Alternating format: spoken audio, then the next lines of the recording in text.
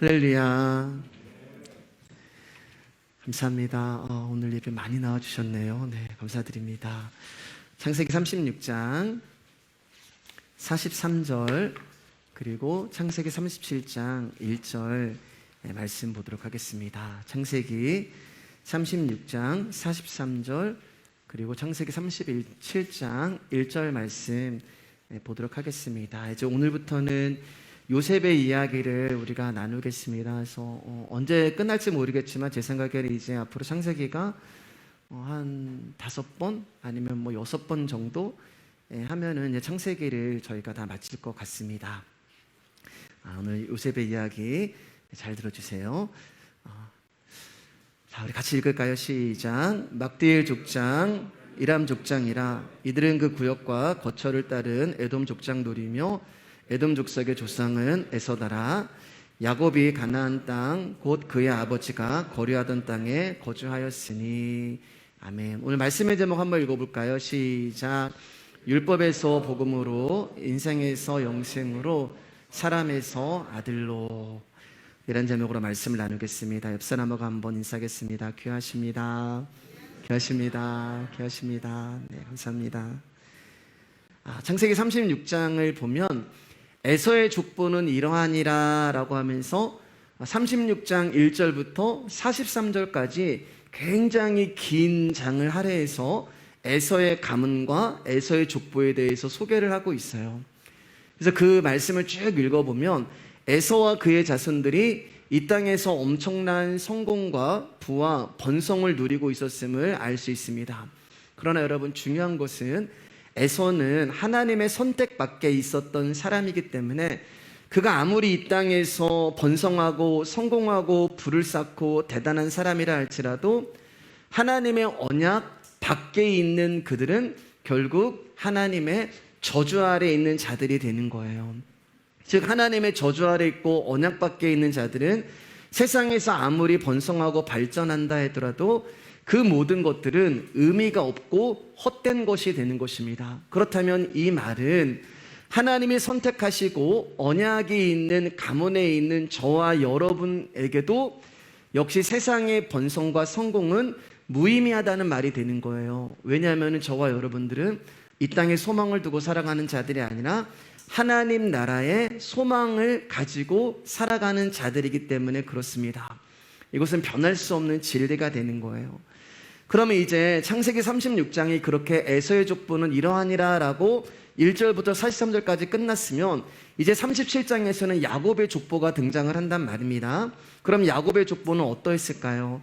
하나님의 저주 아래 있고 언약 아래에 있는 에서의 족보가 성경 66권에서 한 장을 차지할 만큼 그렇게 기록이 되어 있었다면 적어도 하나님이 선택하시고 언약 안에 있는 야곱의 족보는 한 성경 10장 정도는 꽉 채워져야 되는 것이 아닌가.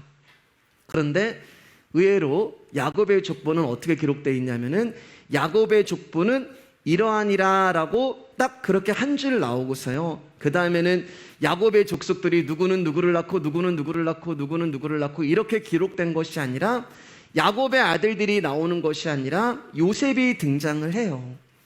야곱의 족보는 이러하니라 라고 하면서 야곱의 자손들이 쭉 등장하는 것이 아니라 요셉의 파랑만장한 이야기가 이제 시작이 되는 것입니다. 그러면 하나님이 야곱의 가문 가운데 야곱의 족보 가운데 복을 주신 것은 딱 한 사람인 요셉이라는 이야기가 되는 거예요.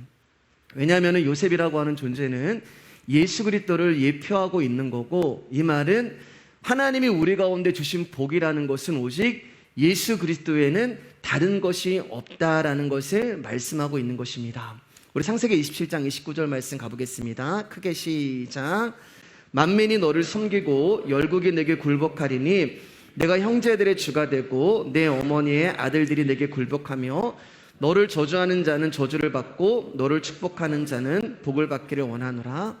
아버지를 속이고 이삭에게 복을 받는 장면이고 이삭이 야곱에게 축복을 해주는 내용인데, 이 말씀을 보면은 이삭이 야곱을 향해서 형제들이라고 이야기하고 아들들이라고 이야기를 해요. 그런데 여러분, 야곱은 형제들이 없어요. 형제만 있는 거예요. 내 어머니 리브가의 아들들이 없어요. 오직 야곱과 에서뿐만이 존재하는 거죠. 그러니까 지금 이삭이 하는 이 축복은 야곱에게 하는 축복이 아니에요. 이 축복은 바로 오늘 우리가 이제 나눌 요셉에게 해당하는 이야기가 되는 것입니다. 다시 말해서 아브라함에서 이삭으로, 이삭에서 야곱으로, 야곱에서 하나님의 언약과 약속을 이어갈 자로 하나님은 요셉을 선택하셨고 그를 부르셨고 그를 통하여서 당신의 약속을 이루어 가시는 것입니다. 즉 약속의 성취를 위해서 등장한 사람이 요셉이고 요셉으로 인해 하나님의 약속하신 복이 이스라엘에게 성취된다면 이스라엘은 이제 요셉으로 인하여서 어떠한 복을 이어가고 받게 되는 거예요. 오늘 37장 1절 말씀을 보면 야곱이 가나안 땅 곧 그의 아버지가 거류한 땅에 거주하였으니 이렇게 말씀하고 있잖아요.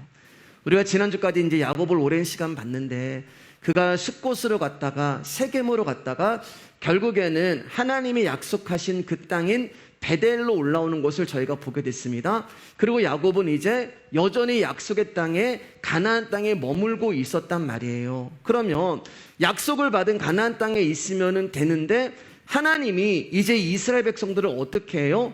애굽이라고 하는 그 약속의 땅을 벗어난 애굽 땅으로 인도를 하시고 거기서 430년 동안 종살이를 하게 하시는 거예요. 여러분 생각해 보세요. 하나님이 당신의 아들 예수 그리스도를 통하여서 우리 가운데 하시고자 하시는 일은 저와 여러분들을 약속의 땅으로 밀어 넣는 거잖아요. 이번 주 수요예배처럼 말씀 전한 것처럼 포도원에다가 우리를 집어넣는 게 하나님의 아들이 하시는 일인데 지금 야곱은 가나안 땅 약속의 땅에 있단 말입니다.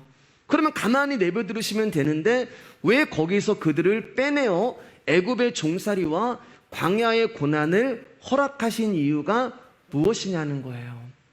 여러분 잘 들어주세요. 중요한 이야기입니다. 만약 야곱이 거주하는 가나안 땅에서 그와 그의 자녀들이 이스라엘로 그대로 존재하게 된다면 여러분 그들은 몸만 그곳에 있는 것이 되는 거예요.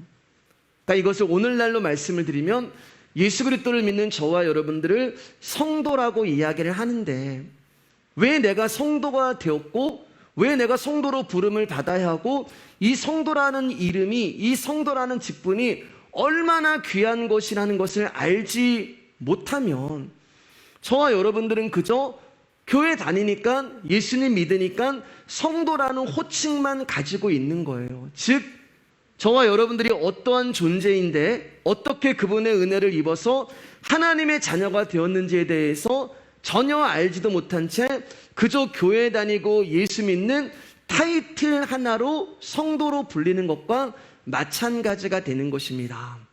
그래서 하나님은 당신이 선택하고 언약한 백성에게 당신의 은혜를 가슴팍에 지워지지 않도록 새겨주시기 위하여 그들을 애굽으로 보내서 종살이를 하게 하시는 것이고 그리고 그들을 광야를 보내서 광야에서 고난을 당하게 하시는 거예요. 그러면서 무엇을 깨닫는 거예요? 아, 나라는 존재는 애굽이라는 세상에서 종살이를 해야 하는 자들이었구나. 나라는 존재는 광야에서 이리저리 거처없이 헤매이는 고아와 같은 자들인데 이러한 자격도 없는 나 같은 자를 하나님이 당신의 아들 예수 그리스도로 말미암아 구원해 주셨고 사랑해 주셔서 가나안 땅에 들어가게 해주셨구나. 이것을 알게 하시는 거예요. 그저 네가 존귀하기 때문에 내가 너를 구원한 거야 이런 게 아니에요. 너는 사랑받기 위해서 합당하기 때문에 내가 너를 위해서 십자가를 진 게 아니에요. 그 얘기가 아니에요. 우리는 심판받아 마땅하고 지옥에 갈 수밖에 없는 애굽의 사람들과 똑같고 광야에 있는 이방인들과 같은 자들인데 이러한 나를 불러주시고 택해주시고 애굽에서 나오게 하시고 광야를 거치게 하시면서 우리 또한 애굽과 다르지 않음을 드러내시고 가나안으로 인도하심으로 심판이 당연한 저와 여러분에게 하나님의 은혜와 하나님의 사랑이 무엇인지를 맛보게 하는 거예요. 그래야지 흔들리지 않죠. 네. 그래야지 어떠한 시련이 고난이 와도 내가 어떻게 구원을 받았는데 그 십자가 은혜가 무엇인데 내 가슴팍에 문신으로 팍 새겨진 사람은 흔들리지 않게 되는 거예요. 그래서 하나님께서 우리 가운데 흔들리지 아니하는 믿음을 주시기 위해서 때로는 고난과 기근을 허락하시는 거예요. 그리고 그 모든 것들이 하나님의 은혜였고 하나님의 뜻임을 고백하게 만드는 것입니다. 그리고 그 하나님의 은혜와 하나님의 뜻의 결정체가 누구시냐? 바로 예수 그리스도시고, 그 예수 그리스도가 오늘 우리가 읽은 본문에서는 요셉으로 등장을 하는 거예요. 그래서 이제 우리가 요셉을 보면서 예수님이 어떠한 분이신가를 볼 수가 있는 것입니다. 자, 그럼 이제 요셉의 등장으로 야곱의 감은 이스라엘 가운데 은혜를 주시는 그 하나님이 우리 가운데 요셉을 통하여 말씀하시고자 하시는 그 복음의 이야기를 이제 조금씩 자세히 들어보도록 하겠습니다. 우리 2절에서 3절 말씀입니다. 시작.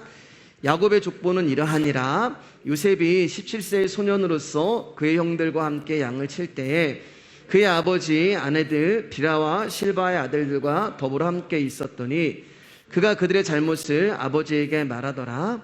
요셉은 노년에 얻은 아들이므로 이스라엘이 여러 아들들보다 그를 더 사랑하므로 그를 위하여 채색옷을 지었더니 3절 말씀을 보면은 야곱이 요셉을 위하여 채색옷을 입혔다라고 말씀하고 있어요.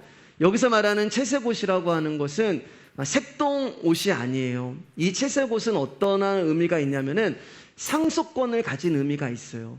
즉 장자에게 주어지는 상속의 의미를 요셉이 가지고 있다는 것입니다. 그러니까 채색옷은 아무나 입는 것이 아니라 장자권을 가지고 있는 사람만 이 옷을 입을 수가 있어요. 그런데 2절 말씀을 보면 요셉이 17살이다 라고 나와 있단 말이에요.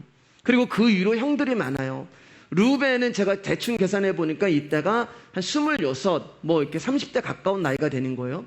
그러니까 요셉 위로 형들이 쭉 있음에도 불구하고 이 장자권을 의미하는 루벤이 입어야 하는 그 장자권의 채색옷이 지금 요셉에게 입혀져 있는 것입니다. 물론 우리가 요셉이 예수 그리스도를 예표하기 때문에 장자의 의미로 우리가 이 말씀을 볼 수도 있는 거예요.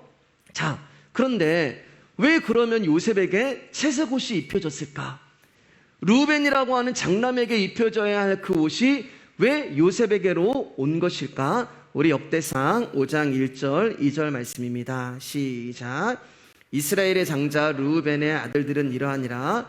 르우벤은 장자라도 그의 아버지의 침상을 더럽혔으므로 장자의 명분이 이스라엘의 아들 요셉의 자손에게로 돌아가서 족보의 장자의 명분대로 기록되지 못하였느니라. 유다는 형제보다 뛰어나고 주권자가 유다에게 났으나 장자의 명분은 요셉에게 있으니라. 우리가 지난주에 야곱의 딸인 디나가 세겜에서 강간을 당하는 수치와 또 그의 아들들이 살인자가 되는 안타까운 사건에 대해서 말씀을 나눴잖아요. 그리고 야곱의 인생 가운데 또 하나의 흑역사가 있다면 그것은 야곱의 장남인 르우벤이 야곱의 그때 아내가 되잖아요. 야곱의 아내인 비라와 간음을 하는 사건이 있었습니다. 그래서 이 사건으로 말미암아 르우벤은 장자권을 상실하였고 야곱은 그 장자권을 당신이 끔찍히도 사랑하는 요셉에게 줘버린 거예요. 그래서 말씀을 보면은 요셉을 그 어느 아들들보다 더 사랑하였다라고 야곱이 말씀하고 있는 것입니다. 그러니까 여러분, 다른 형제들이 얼마나 요셉에 대해서 시기와 질투와 미움을 가지고 있겠어요. 안 그래도 미운데, 안 그래도 채색옷을 입고 있는 그 요셉이 미운데 요셉을 향하여서 더 미움이 생기고 더 그를 향하여서 분노하고 시기와 질투가 일어나는 사건이 있었는데, 그게 뭐냐면 요셉이 아버지 야곱에게 형들이 잘못을 하면 그 잘못을 고발하는 거예요. 형들의 죄가 드러나면 덮어주는 것이 아니라 그 죄를 드러내는 것이고, 형들의 잘못을 덮어주는 것이 아니라 그 죄를 고발하는 것입니다. 근데 여러분, 제 메시지를 쭉 들어보시면 알겠지만 죄를 드러내고 그리고 우리의 잘못을 고발하는 것을 하는 그런 게 있는데, 그게 뭐냐면 율법이라는 거예요. 율법은 우리의 죄를 드러내게 하고, 율법은 우리의 죄를 고발하고, 율법은 우리의 잘못을 정죄하는 일을 합니다. 자, 우리 마가복음 6장 18절에서 28절 두 절입니다. 시작. 이는 요한이 헤롯에게 말하되 동생의 아내를 취한 것이 옳지 않다 하였음이라. 그 머리를 소반에 얹어다가 소녀에게 주니 소녀가 이것을 그 어머니에게 주니라. 세례 요한이 헤롯 왕이 동생의 아내를 취한 것에 대하여 옳지 않다고 비판을 하는 거예요. 그러니까 죄를 지금 드러내는 거예요. 그의 잘못을 드러내는 것입니다. 헤롯의 간음을 죄라고 비난하고 지적하고 정죄하는 거예요. 근데 이 세례 요한은 누구냐? 마지막 구약의 선지자예요. 구약은 율법이잖아요. 그리고 선지자는 그 율법을 가지고 말씀을 증거하는 자가 되는 것입니다. 너는 간음죄를 지었어. 너는 네 동생의 아내를 그렇게 취하는 것은 잘못이야. 그렇기 때문에 율법에 뭐라고 기록되어 있는지 알아? 여자를 보고 음욕을 품는 자마다 그 눈을 뽑아버리라고 했어. 그렇기 때문에 너는 눈을 뽑아야 돼. 너는 손을 잘라야 돼. 너는 돌에 맞아 죽어야 돼. 이게 지금 율법이 하는 일이 되는 거예요. 죄를 드러내고 잘못을 정죄하고 잘못을 고발하는 것입니다. 이게 율법이 하는 일입니다. 근데 문제는 무엇이냐? 거기까지라는 거예요. 거기까지. 예를 들면은 의사 선생님이 우리의 아픈 곳을 진단해가지고 딱 찾아냈는데 아픈 곳은 찾았는데 고치지는 못하는 거예요. 너는 간음죄야 라고 이야기를 했지만 그 간음죄를 사라지게 할 수는 없게 하는 것이 율법이란 말입니다. 여러분, 눈 뽑고 손 자르고 돌에 맞는다고 해서 우리 마음속에 있는 음욕이 떠나가고 다시는 음란한 생각이 안 들까요? 그렇지 않잖아요. 그러니까 율법이 하는 일은 너는 죄야, 너는 잘못이야 라고 드러내고 정죄할 수는 있지만 그 근본적인 마음의 죄에 대해서는 다스릴 수가 없는 거예요. 그래서 어떻게 돼요, 여러분? 세례 요한의 목이 잘리는 것입니다. 왜, 여러분? 그 죄에 대해서 해결할 수 없거든요. 율법은 그 죄에 대해서 해결할 수가 없기 때문에 그의 머리가 잘리는 거예요. 그리고 그 율법이라고 하는 몸에 잘린 머리 가운데 이제 이 죄를 해결할 수 있는 다른 머리가 오는 것입니다. 우리 많이 들었죠? 에베소 1장 22절 23절 말씀입니다. 시작. 또 만물을 그의 발 아래에 복종하게 하시고 그를 만물 위에 교회의 머리로 삼으셨느니라. 교회는 그의 몸이니 만물 안에서 만물을 충만하게 하시는 이의 충만함이니라. 예수 그리스도를 만물 위에 교회라고 말씀하고 있어요. 이 만물이 뭐냐면은 우주를 말하는 건데 이 우주가 어디 있냐면 우리 안에 있단 말입니다. 그런데 우리 안에 머리가 되시는 분이 예수 그리스도라고 말씀하고 있는 거예요. 왜냐하면 율법이라고 하는 머리가 잘려버렸잖아요. 그러니까 율법에 몸은 있는데 머리가 없는 거예요. 지금요, 세례 요한의 몸은 있는데, 율법이라고 하는 몸은 있는데 그의 머리가 댕강하고 잘려져 버린 것입니다. 그리고 율법이라고 하는 그 몸 위에 이제 복음이라고 하는 예수 그리스도의 머리가 붙여지는 거예요. 그러면서 뭐가 만들어진 거라고요? 교회가 만들어지는 거예요. 구약 위에 신약이 세워지는 것이고 옛것 위에 새것이 세워지는 것이고 머리이신 그리스도로 말미암아 하나님 나라의 복음인 머리이신 예수 그리스도가 몸인 우리 안으로 들어오시는 거예요. 그것을 뭐라고 말씀해요? 천국이 침노하는 것이다 라고 말씀한단 말입니다. 하나님의 나라가 우리의 몸 안으로 오시는 거예요. 복음이 우리의 안으로 들어오는 것입니다. 복음이 나의 머리에서 마음으로 들어오는 것이고 말씀이 나의 머리에서 가슴으로 내려오는 거예요. 여러분 생각해 보세요. 마음을 다스리는 것은 머리란 말이에요. 우리의 마음을 다스리는 것은 몸이 아니라 머리에서 지시가 나가고 머리에서 생각이 나가게 하고 머리에서 행동을 하게 하는 거예요. 그러니까 우리가 마음을 다스릴 수 있는 유일한 방법은 나라는 존재 위에 그리스도가 머리가 되셔서 나를 다스리는 방법 외에는 없는 것입니다. 그분은 행위가 아닌 우리의 마음을 다스리는 거예요. 나의 노력과 나의 결단과 나의 의지가 아니라 머리 대신 그리스도가 말씀으로 우리를 다스리기 때문에 우리 안에 있는 죄와 우리 안에 있는 악에 대하여 승리할 수 있게 되는 거예요. 그래서 예수 그리스도는 반드시 교회 위에 머리가 세워져야 하는 것입니다. 그래서 예수님이 공생의 삶을 살면서 뭐라고 말씀하세요? 인자는 머리 둘 곳이 없다라고 말씀하세요. 여우도 굴이 있고 공중에 나는 새도 집이 있는데 인자는 머리 둘 곳이 없다. 맞죠, 여러분? 그분은 이 땅에다가 머리를 두시면 안 되기 때문에 그래요. 그래서 예수 그리스도가 십자가에 의해서 죽으시고 당신이 우리라고 하는 율법에 오셔서 머리가 되어주심으로 말미암아 거기서 교회가 되는 거예요. 그래서 저와 여러분이 교회입니다. 이 건물이 교회가 아니고 저와 여러분이 교회가 되는 거예요. 여러분은 왜 율법이 복음보다 먼저 찾아오는지 아시겠죠? 내가 죄인이라는 것을 알게 하시는 거예요. 나는 안 된다라는 것을 깨닫게 하시는 거예요. 나는 불능이고 그래서 뭐예요?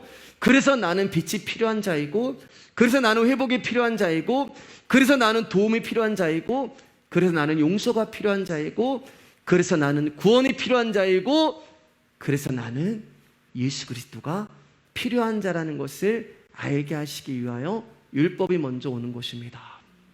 그래서 그 율법이 어디서 끝나요, 여러분? 복음에서 끝나는 거예요. 우리의 인생이 어디서 끝나요, 여러분? 영생으로 끝이 나는 거예요. 우리가 사람으로 출발했지만 어디서 끝나는 거예요? 아들로 끝나는 거예요. 우리를 아들로 만들어가는 거예요, 우리의 인생은요. 저와 여러분들을 작은 예수로. 그래서 요셉이 입은 채색 옷이 벗겨지는 거예요. 채색 옷은 사람의 옷이에요. 다른 사람의 죄를 고발하고 정죄하고 자신의 의로 가득한 율법의 옷입니다. 형들이 요셉을 미워해서 구덩이에서 그 옷을 벗긴 것 같지만 여러분, 하나님은 우리의 인생에서 누구를 사용하시든지 간에 어떠한 상황과 환경과 상관없이 하나님은 우리가 입고 있는 그 옷을 벗기십니다. 그 채색 옷을 벗기세요. 지금까지 입고 있는 나라는 의, 나라는 사람의 자랑, 덕지덕지 붙어 있는 나라에는 존재의 옷을 하나님은 어떻게 하시는지 벗겨내시는 거예요. 왜요? 그래야지만 그리스도의 옷을 우리가 입을 수 있기 때문에 그렇습니다. 그렇기 때문에 하나님이 요셉이 입고 있는 채색 옷을 벗기시는 이유는, 그래서 요셉이 계속 옷을 벗는 거예요. 겉옷도 벗잖아요. 나중에 보디발 아내 통해서. 하나님이 우리의 옷을 벗기시는 이유는 뭐예요? 이 옷이 네가 입을 옷이 아니라 네가 입어야 하는 옷은 그리스도 옷이라는 것을 알게 해주시는 것입니다. 여러분, 우리가 말씀을 나누었던 아브라함도 이삭도 야곱도 그리고 이제 우리가 수주간 볼 요셉의 이야기도 전부 예수 그리스도를 예표하는 인물로 등장을 하는 거예요. 그러나 여러분, 분명히 알아야 하는 것은 한 사람의 인생 가운데 예수님이 어떻게 그를 찾아가셨고 그를 선택하셨고 부르셨으며 또 어떻게 임재하셔서 그들의 인생이라고 하는 그 삶을 영생으로 이끌어 가는지를 여러분 봐야 하는 거예요. 그래서 전부 출발을 어디서 하는 거예요, 여러분? 율법에서 하는 거예요. 전부 출발을 어디서 해요? 인생에서 하는 거예요. 사람으로부터 출발을 하는 거예요. 그러면서 거기서 걸어가고 뛰어가고 때로는 멈추기도 하면서 우리의 인생의 마지막이 복음으로 영생으로 아들로 만들어지는 것입니다. 그래서 아브라함이 아브라함이 되는 것이고 야곱이 이스라엘이 되는 것이고 요셉이 결국은 이스라엘 백성을 구원하는 총리가 되는 거예요. 그것이 하나님이 우리의 인생 가운데 행하시고 이루시고 완성하시는 하나님의 뜻이요 하나님의 일이 되는 것입니다. 우리 5절에서 11절 말씀 읽어보겠습니다. 시작. 요셉이 꿈을 꾸고 자기 형들에게 말하매 그들이 그를 더욱 미워하였더라. 요셉이 그들에게 이르되 청하건대 내가 꾼 꿈을 들으시오. 우리가 밭에서 곡식단을 묶더니 내 단은 일어서고 당신들의 단은 내 단을 둘러서서 절하더이다. 그의 형들이 그에게 이르되 내가 참으로 우리의 왕이 되겠느냐 참으로 우리를 다스리게 되겠느냐 하고 그의 꿈과 그의 말로 말미암아 그를 더욱 미워하더니 요셉이 다시 꿈을 꾸고 그의 형들에게 말하여 이르되 내가 또 꿈을 꾼즉 해와 달과 11별이 내게 절하더이다 하니라.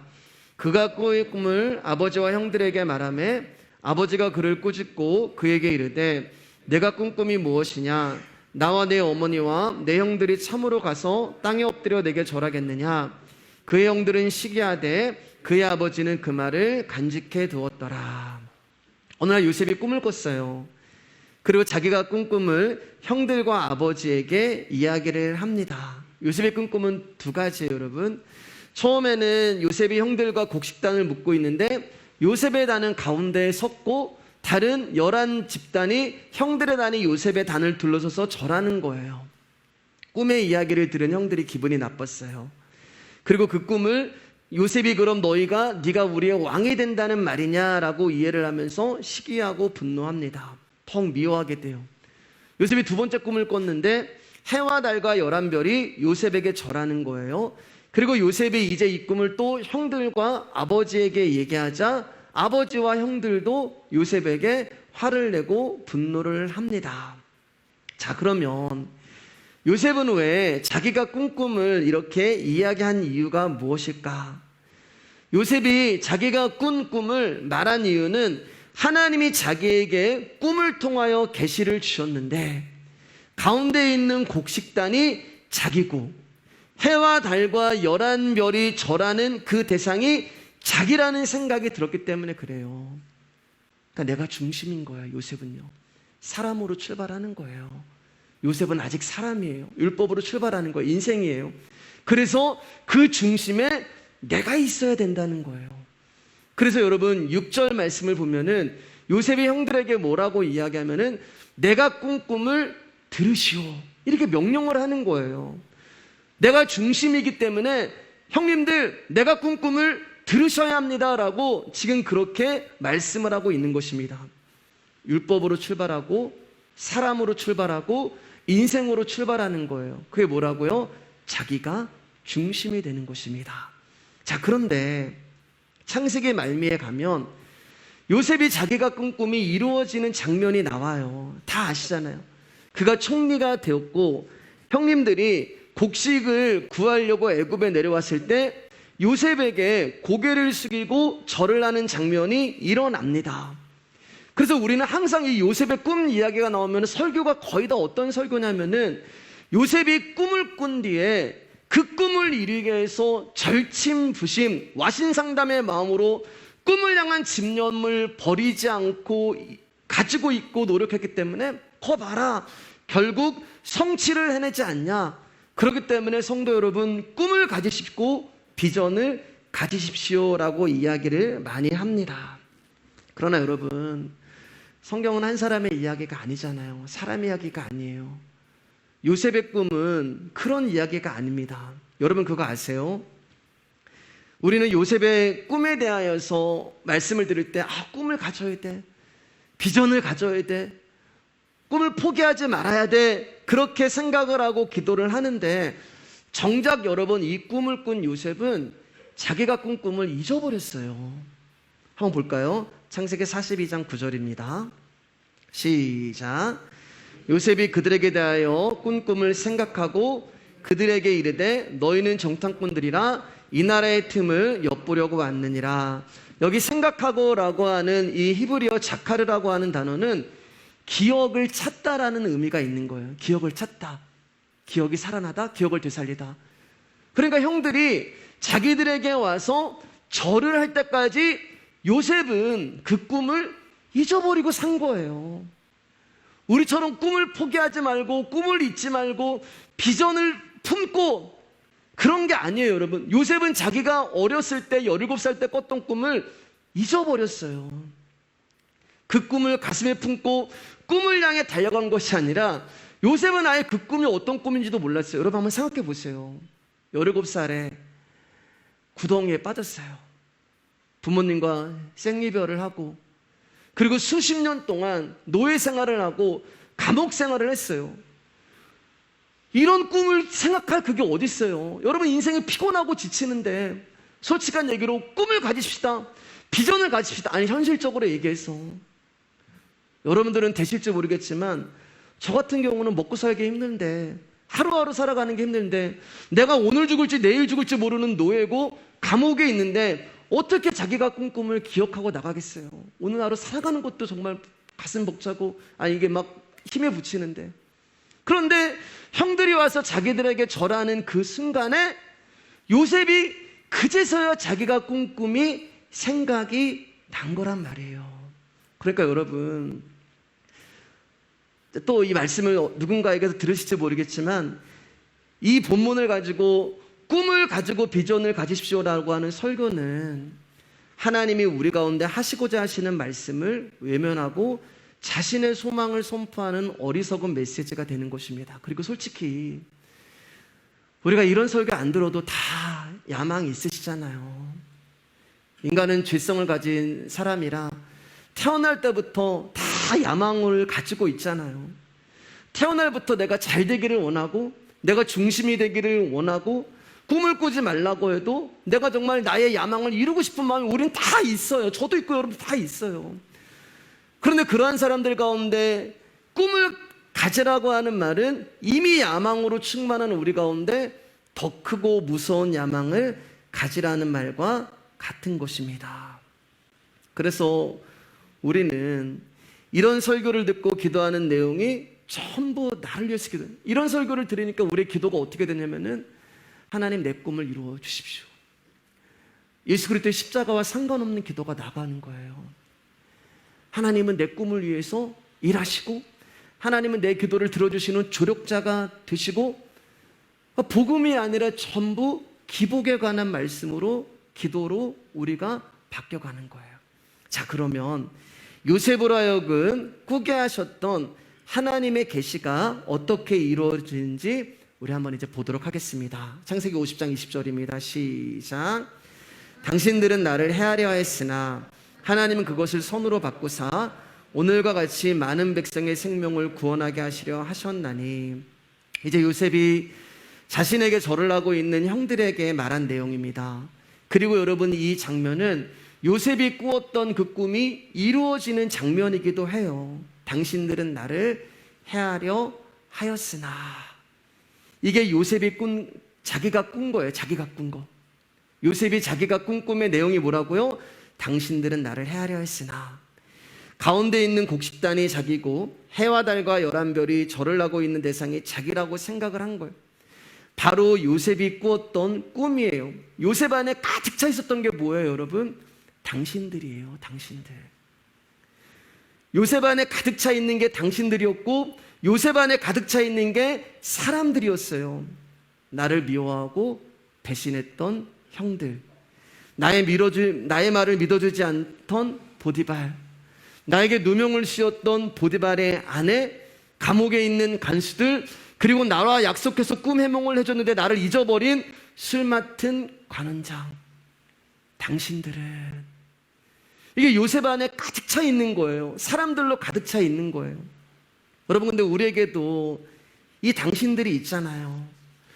물론 나를 사랑하시는 아버지도 있고 내가 사랑하는 동생 베냐민도 있어요. 그러나 나를 배신하고 나를 믿어주지 못하고 나를 기억하지 못하고 나를 죽이려 하고 나를 해하려고 하는 수많은 당신들이 우리의 인생을 가득 채우고 있어요.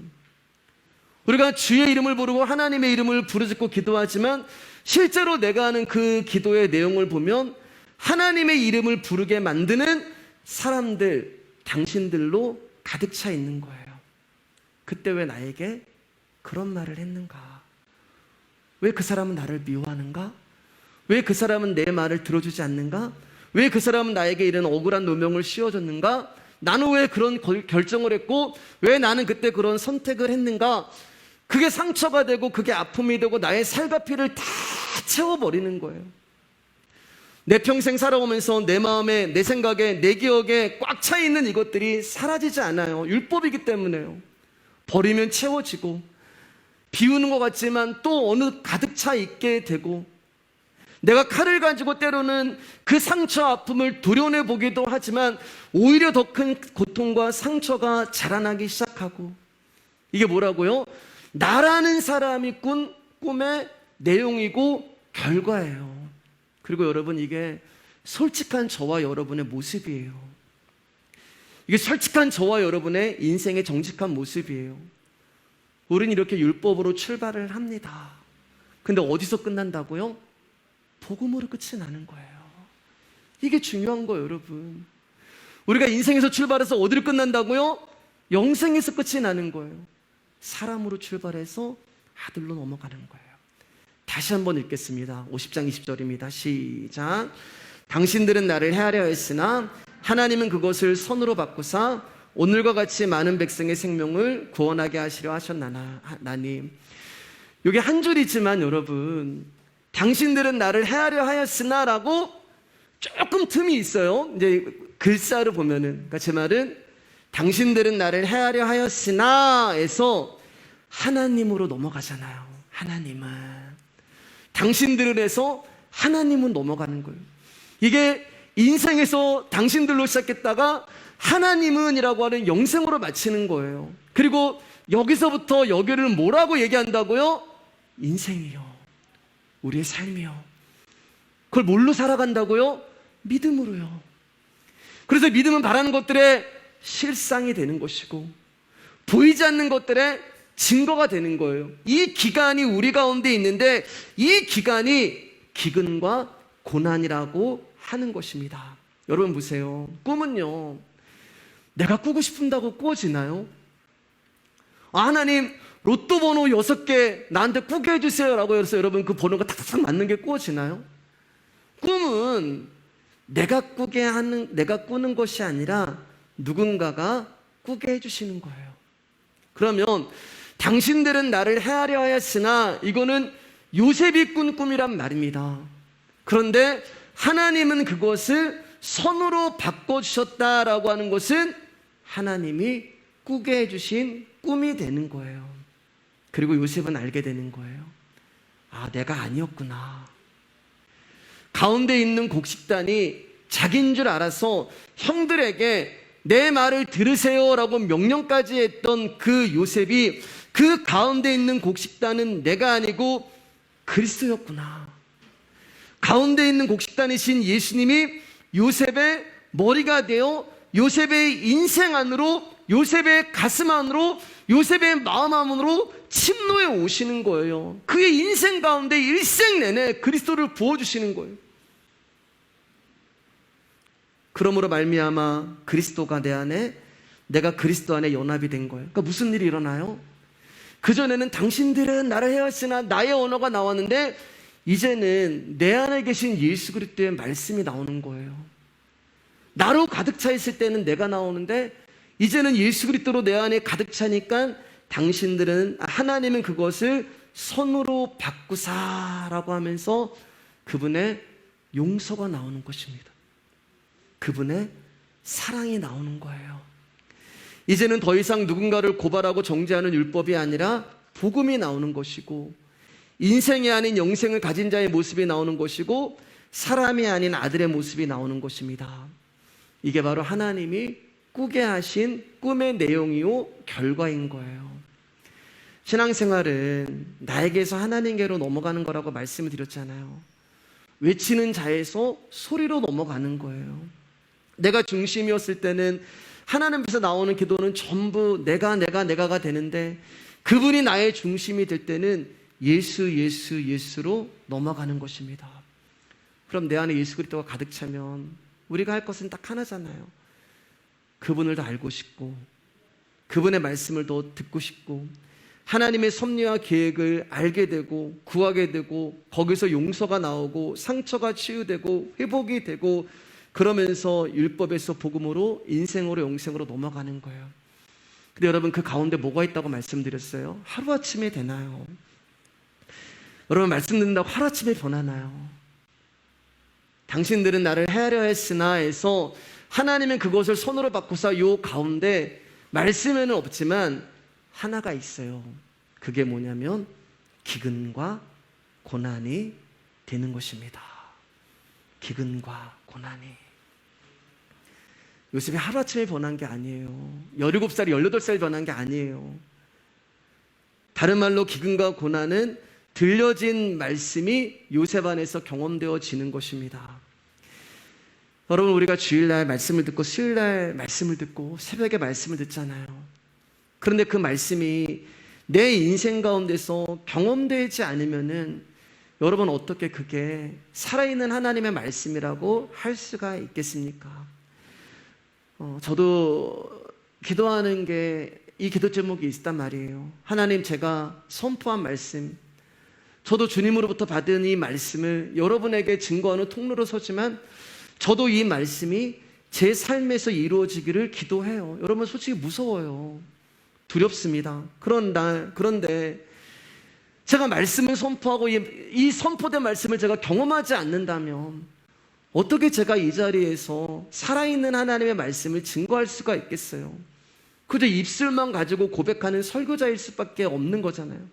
그래서 하나님은 당신이 선택하고 부르신 자들 가운데 반드시 당신의 말씀을 이루시는데, 그 당신의 말씀을 이루시는 것이 바로 고난과 기근이 되는 거예요.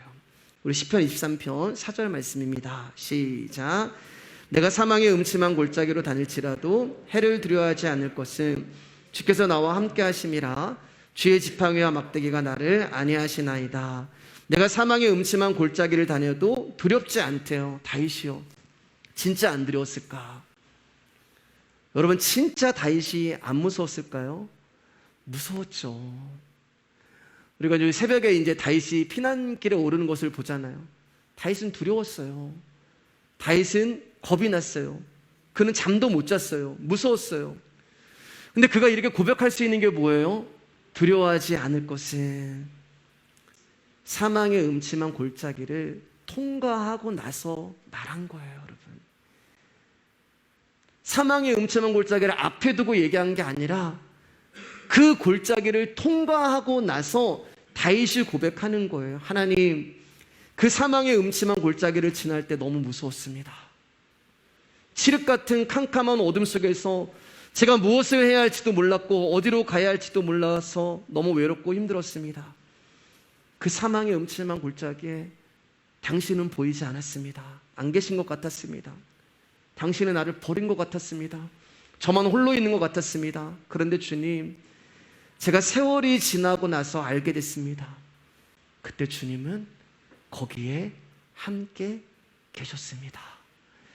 주님이 나의 눈을 열어 진리를 보게 되니까, 아, 거기서도 주님은 나와 함께 하셨구나를 알게 되었습니다. 그래서 이 고백을 하는 거예요, 여러분. 절망이 무엇인지를 경험해 보니까, 사망이 무엇인지를 경험해 보니까, 고난과 기근이 무엇인지를 당해 보니까 예수 그리스도를 더 의지하고 신뢰하게 되는 거예요. 요셉이 구덩이에 빠지고 노예 생활을 하고 감옥 안에서 자신에 대한 절망과 할 수 없음과 사망을 경험합니다. 내가 절망하고 나로부터 시작된 모든 것에 대하여 좌절하고 내 모든 열망이 실패로 돌아가 버린 그 자리에 주님이 임재하시고 그 자리에서 주님이 함께 하시는 거예요.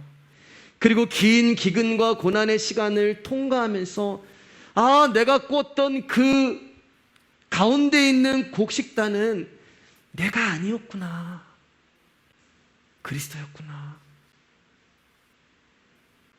그러면 그리스도만 남기 위해서는 어떻게 되는 거예요, 여러분? 나라는 존재가 태워져야 되는 거예요. 그래서 욥이 뭐라고 고백해요? 나의 가는 길을 오직 그가 아시나니. 나의 가는 길인데 나도 몰라요. 그리고 욥의 고백을 잘 묵상해 보세요. 나의 가는 길을 오직 그가 아시나니. 내 길인데 내가 몰라요. 다른 사람도 몰라요. 근데 그분이 아신대요. 근데 그분이 어떻게 하신다고요? 나를 단련하신대요. 단련하신다는 게 뭐냐면 나를 태워버리시는 거예요. 나라는 존재를 태워버리니까 뭐만 남은 거예요? 금덩어리. 그 금이 뭐냐? 고린도전서 말씀 가니까 예수 그리스도라고 말씀하잖아요. 그분만 남는 것입니다. 기근의 끝은 그리스도예요.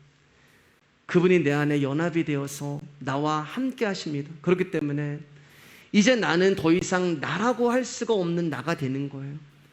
예수라고 하는 정체성을 가진 거예요. 그래서 내가 그리스도와 함께 십자가에 못 박혀 죽었나니 이제는 내가 사는 것이 아니요 내 안에 계시는 예수 그리스도를 믿는 믿음으로 사는 것이라. 그렇게 나의 선함이 다 무너진 자리에 선한 분께서 들어와서 선한 일을 하시는 것입니다. 그분이 내 안에서 사는 것이에요. 그 그리스도 안이 되는 것입니다. 메마르고 답답한 그 심령 안에 하나님이 함께 하실 때 그 자리가 그리스도가 되는 거예요. 아무도 없는 것 같아요. 외로운 것 같아요. 아무도 날 찾아주지 않는 것 같아요. 아무도 날 도와주지 않는 것 같아요.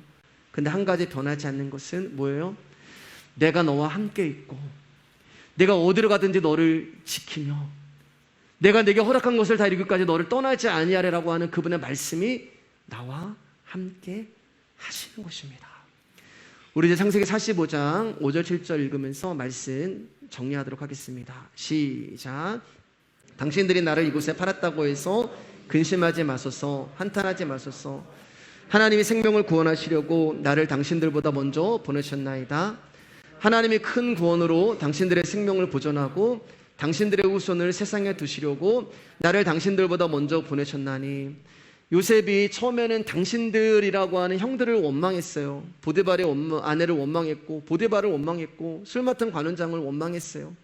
그런데 그의 인생의 기근과 고난으로 말미암아 하나님의 섭리를 알게 되고 하나님의 일하심을 알게 되었을 때 형들을 향해서 뭐라고 얘기해요?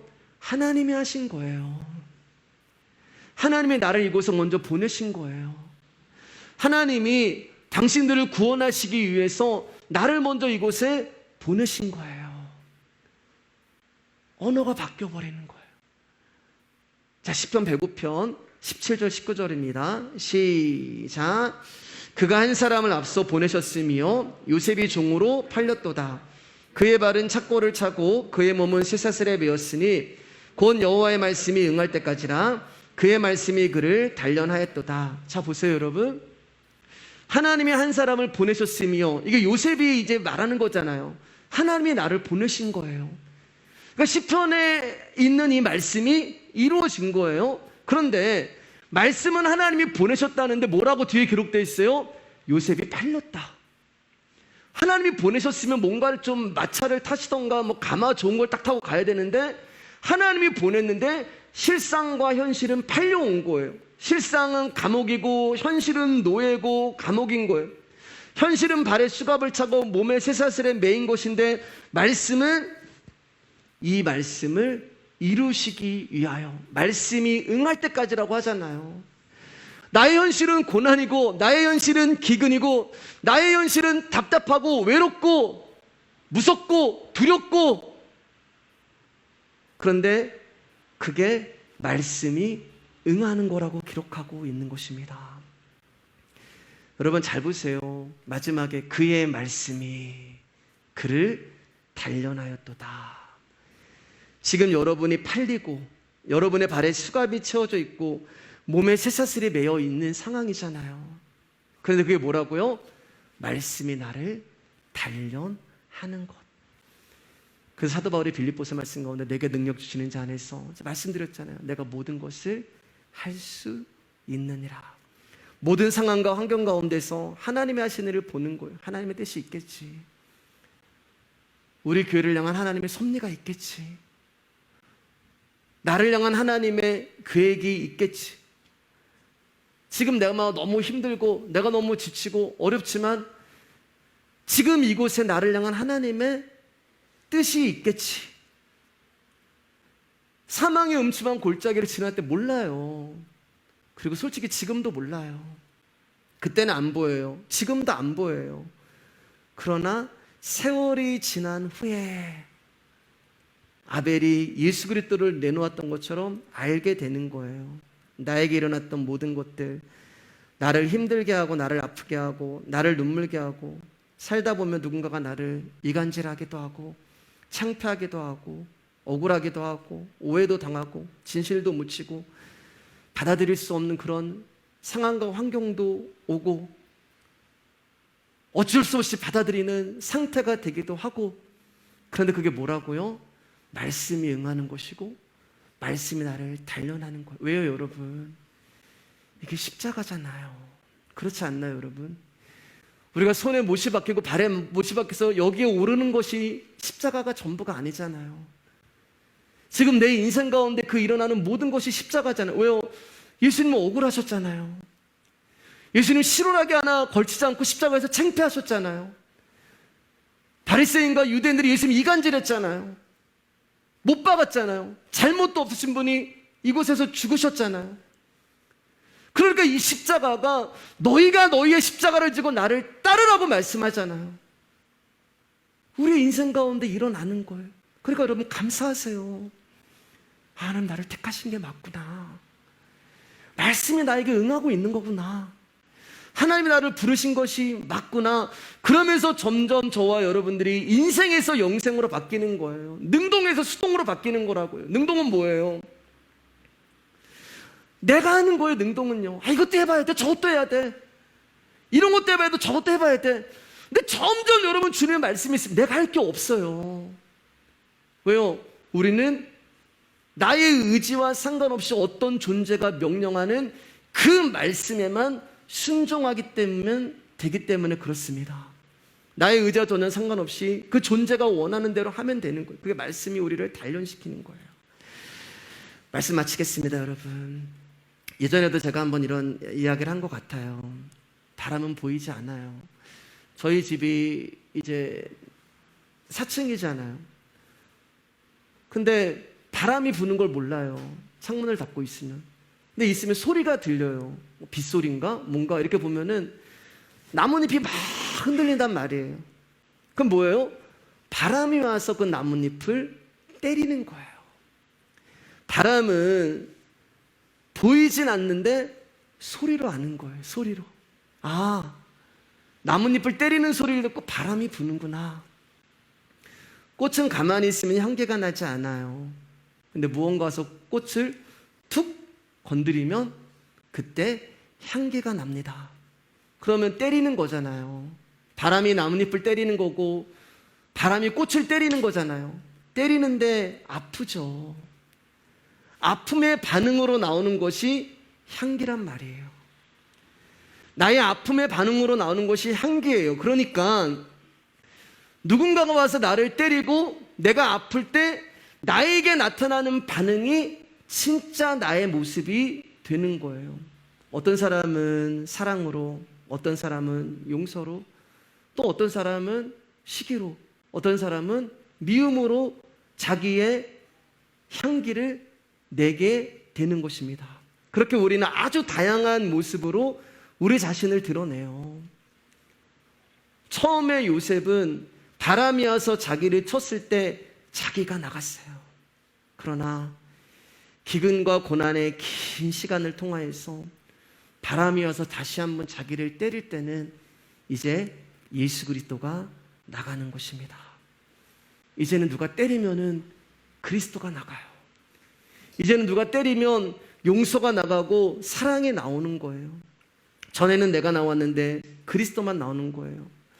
여러분, 바람이 따뜻한 바람만 있나요? 매서운 바람도 있잖아요. 살을 내는 바람도 있잖아요. 어떠한 바람이든 우리를 때리면 우리는 향기가 나게 되어 있습니다. 귀함이 되기 위해서 때로는 원치 않는 바람을 맞을 때도 있고 또 내가 싫어하는 바람이어서 나를 때릴 때도 있어요. 사랑하는 여러분, 요셉을 통해 하나님의 뜻이 이루어질 때까지, 요셉을 통해 만인의 생명이 구원을 얻게 될 때까지 요셉에게도 원하지 않던 바람이 불었던 것입니다. 그러면 성경은 하나님과 저와 여러분의 이야기잖아요. 우리의 인생에도 원치 않는 바람이 불어올 거예요. 그리고 바람이 때로는 바늘처럼 나를 찌를 때도 있을 것입니다. 그때 그리스도 예수 그리스도만 나오기를 진심으로 축복합니다. 인생은 영생으로, 율법은 복음으로, 사람은 예수 그리스도로 끝나는 그 축복이 저와 여러분에게 반드시 일어나기를 주님의 이름으로 축복합니다.